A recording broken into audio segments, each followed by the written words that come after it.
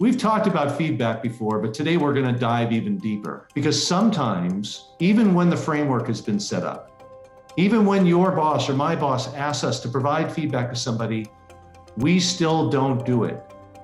We either do it half-heartedly or we don't do it at all.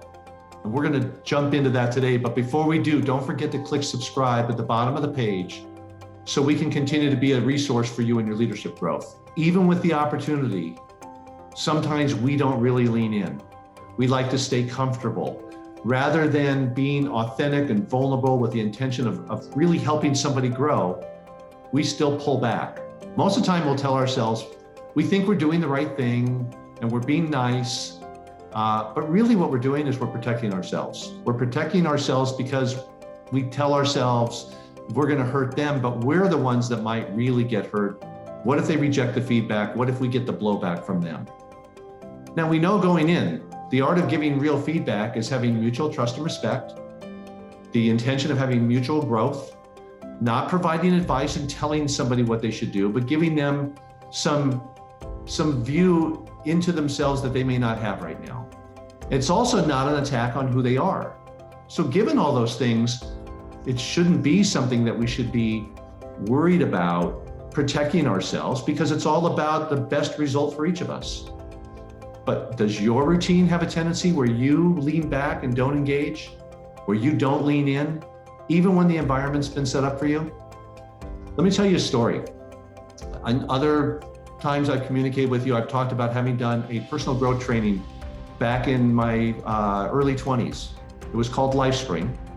And I went through their basic course, I went through their advanced course. They were each 5-day trainings. And I got in touch with my own personal power, my own ability to really connect with people that I hadn't been taking advantage of and hadn't really been using to the best of my abilities to connect with people. But even though I took those first 2 trainings, there was still a transition period of incorporating this into my life. And this went on for a while. And at one point I was assisting with a training and the group of assistants would get together and communicate about how best we could serve the people in the program. And one of the trainers was giving us feedback, and oftentimes I wouldn't listen to what she had to say because she happened to be dating my brother. And I felt like her feedback was tainted because my brother had somehow asked her to provide feedback to me so he could get to me in a way that he hadn't been able to do himself through her. But this one day when we were in a group setting and we were communicating, I said something to the group as there were multiple discussions going on, and nobody heard what I had to say, and I just retreated and didn't say anything. And she turned to me and she said words that changed my life and resonated with me forever. She said, "Do you realize you speak with the intention of not being heard?" And I have to tell you, it was the perfect moment for me to hear that feedback. And I'm so grateful that she said it to me because it wasn't tainted by anything my brother had done.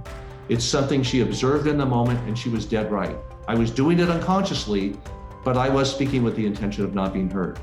And I think about that all the time. And that comment that she made was a huge catalyst for me to change the way that I communicate in my leadership roles. And it affected me throughout my career and it truly changed my life. So I suggest to you, be authentic, tell someone what you see, and you may actually change their life. I know what she said to me changed mine. Join the How to Leadership Monthly. It's just an email one time per month designed to help you elevate your leadership authenticity.